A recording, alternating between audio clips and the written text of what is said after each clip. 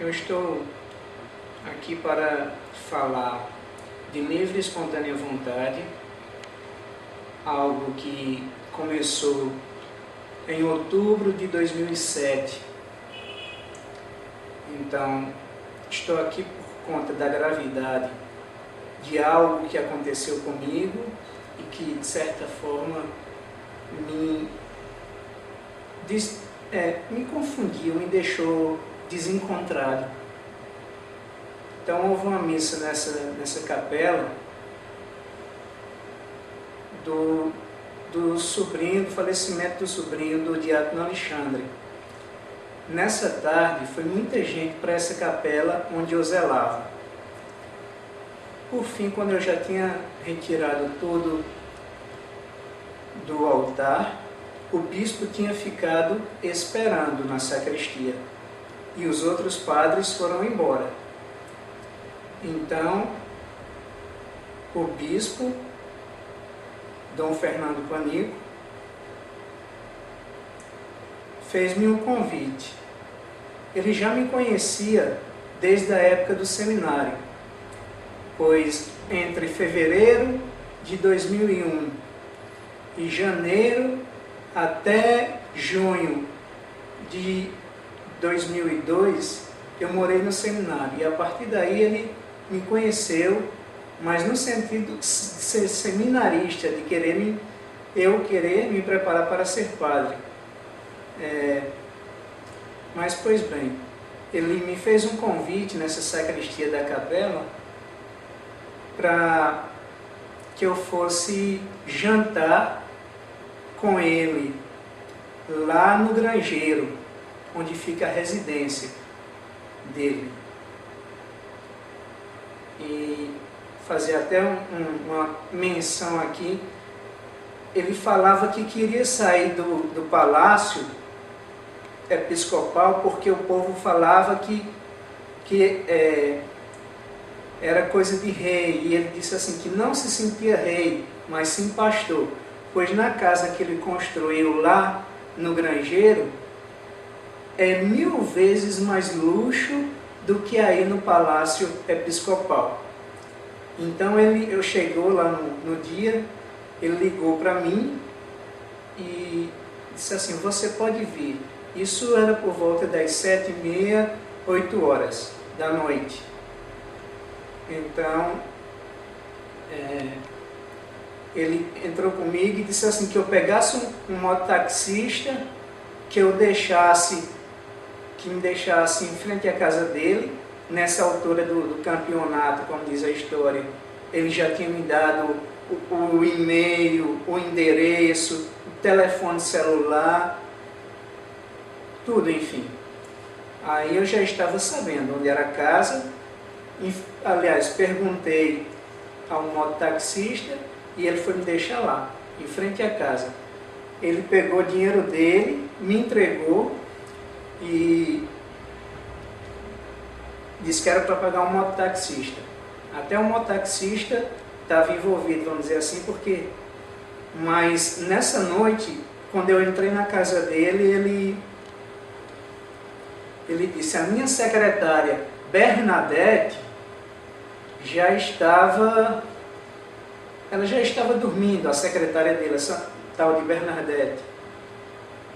Infelizmente não vai ter jantar, Fábio, mas eu tenho uns lanches aí, a gente vai comer.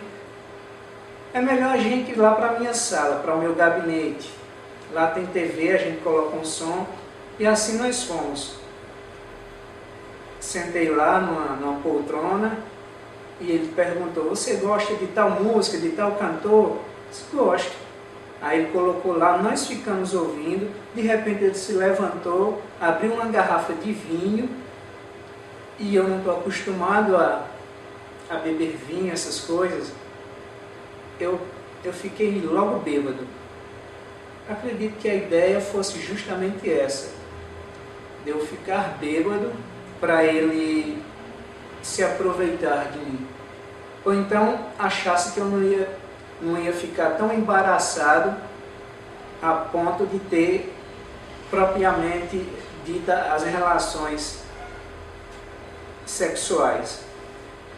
Aí eu disse assim, então Fernando, eu não estou em condições de ir para casa. Mas o senhor ligando para o mesmo mototaxista que eu, ele veio me buscar. O mesmo taxista que me trouxe. Mas ele disse assim, não, essa noite você passa aqui. Aí me levou lá para o quarto dele e disse, eu não posso ficar aqui porque eu só durmo em rede. Aí ele armou uma rede para mim, disse, deita aí. E eu, como estava totalmente embriagado do vinho que ele me deu, eu apaguei na hora e só fui acordar no outro dia. Não sei o que aconteceu. Sei que quando eu acordei, ele me chamou mais uma vez do quarto dele para o gabinete e me fez a seguinte proposta. Que ninguém ficasse sabendo disso e o que houve entre ele e eu era um pecado muito grave, um pecado mortal. E eu tinha que me confessar imediatamente. E que eu fizesse isso em Fortaleza. Acredito eu que, para não se tornar um escândalo, caso eu fosse me confessar com o padre, já que eu sou católico, o padre ia perguntar e tudo, e ele ia ficar, de certa forma, mal visto. Então, me ofereceu uma quantia de R$1.000, que em 2000, isso foi em outubro de 2007. Esses R$1.000 valeria como se fosse 10 mil hoje, então era muito dinheiro. Mas a preocupação maior dele era que eu fosse me confessar lá em Fortaleza. E eu me confessei na paróquia de Fátima, na igreja de Fátima, em Fortaleza. Eu fiz isso, depois voltei. Depois de eu estar aqui, e ele saber que eu tinha voltado, ele continuou fazendo os telefonemas, né?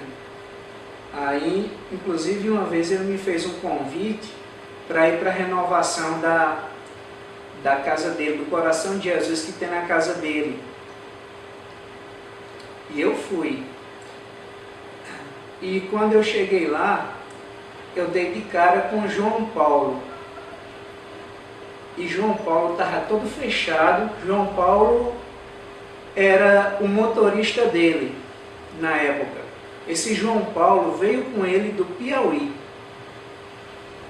Então, quando esse João Paulo me avistou adentrando a mansão dele, então criou um clima muito pesado. Aí, na primeira vez que ele teve a oportunidade de falar comigo, ele disse assim, Fábio, não vá mais lá para casa, porque tanto tem João Paulo, que é muito ciumento, e também tem a minha secretária, Bernadette, que ela sabe das coisas e fica muito chato para a minha imagem. Então eu tenho uma chácara,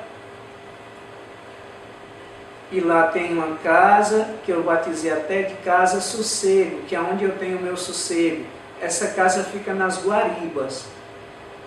E ao invés de ficar indo para a casa dele, nós fomos para Guaribas. E o que era que acontecia lá?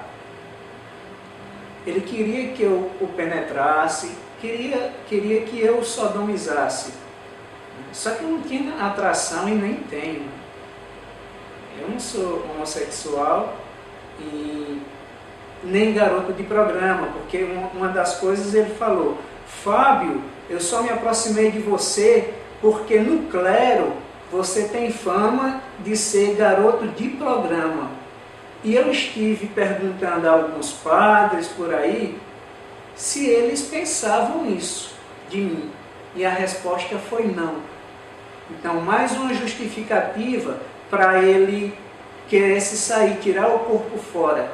Foi essa de eu ser tido como um garoto de programa, mas que não é a realidade. Então, ele ficou depositando numa conta lá do Bradesco, via internet, que eu fui observar e está todas lá. Todas estão lá no caixa, onde ele depositava. Qualquer hora eu posso pegar outra cópia, porque já tenho umas comigo, dos depósitos que variavam entre 200 a 300 reais, que era muito aí já em começo de 2008.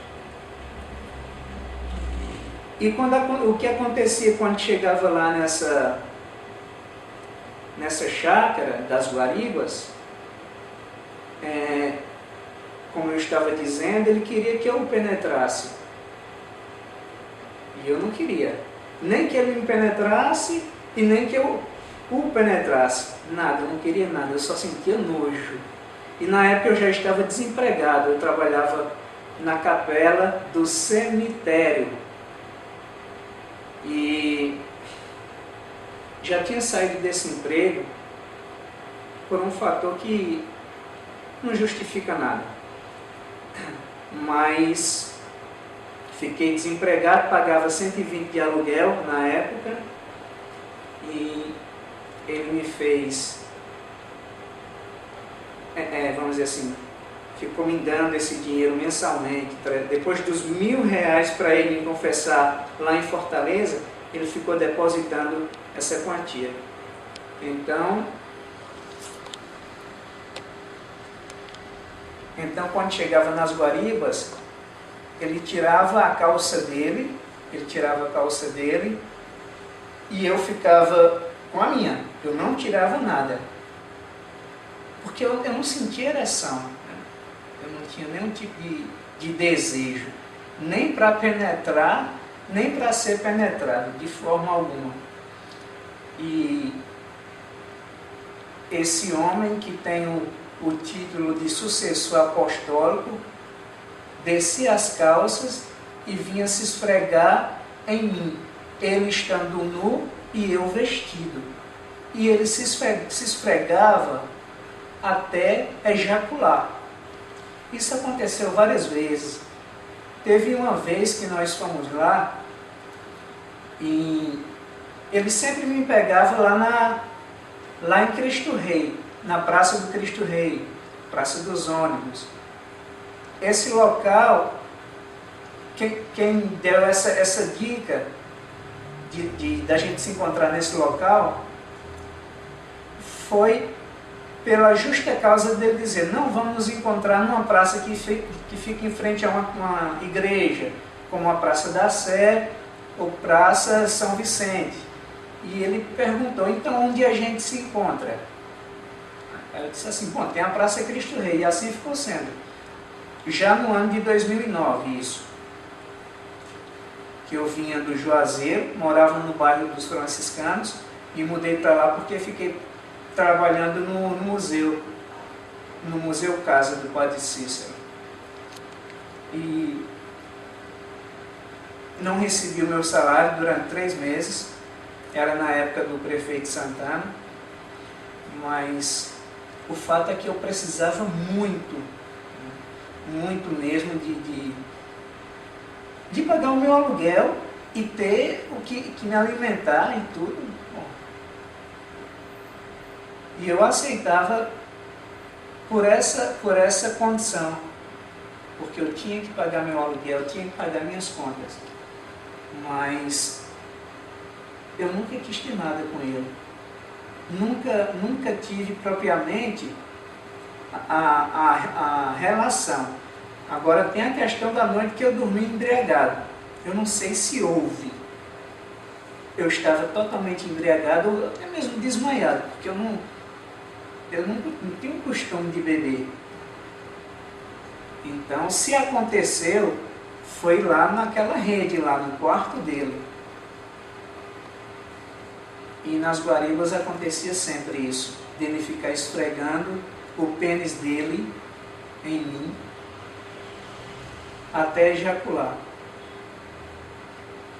E eu deixava que fizesse, mesmo com nojo, com repugnância e até com peso na minha consciência, porque eu sempre fui um católico praticante.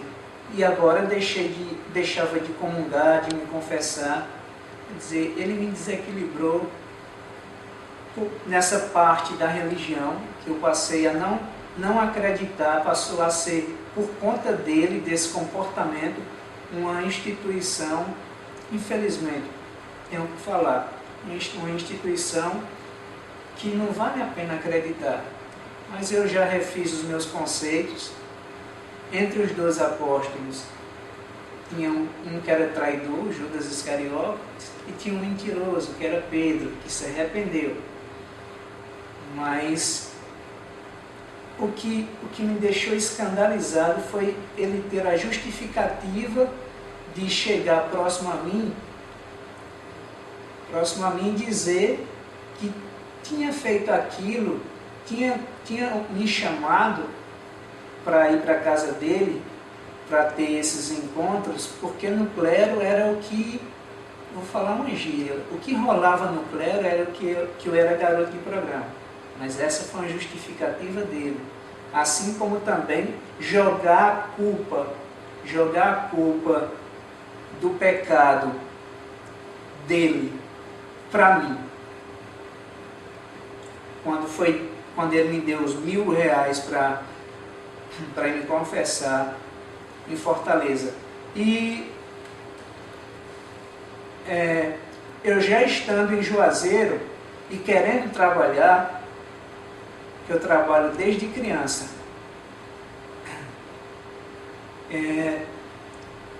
estando nesse emprego que era para receber os turistas e auxiliá-los em qualquer coisa, mas na verdade o que aconteceu? Um padre chamado Padre Venturelli, que trabalha no Horto, na construção da igreja do Horto. Esse padre, ele me mandou para capinar nos fundos da casa do Padre Cícero e a ficar lavando os banheiros dos romeiros. Quer dizer, eu já tinha faculdade, já estava formado, já tinha vários cursos, então não valia a pena. Mas o que é que eu quero dizer então? Fiquei 3 meses sem receber o salário. Aí teve que ir, e nunca que recebi. Aí fui lá, recorri a ele. Fui pedir um emprego, que ele me arranjasse um emprego de verdade, que aquele que eu tinha não dava mais certo. Além de ser um trabalho que estava para uma pessoa que não... sem modéstia, que não é para estar capinando e nem lavando banheiro como eu. Aí ele disse assim, vou arranjar um emprego para você lá em Fortaleza. Lá em Fortaleza eu arranjo esse emprego para você. Eu tenho uns amigos por lá.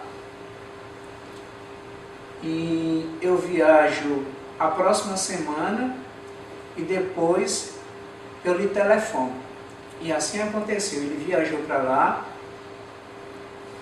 e disse que tinha tido um contato com um dos engenheiros do Porto do Pecém e que eu ficasse aguardando uma correspondência desse pessoal, sobretudo desse engenheiro, porque ele tinha concedido para mim, por meio desse engenheiro, um emprego, e nesse emprego eu iria ganhar mensalmente R$2.500, que era um absurdo de dinheiro na época. E eu fiquei muito animado. Saí dizendo ao pessoal e tudo, mas nada.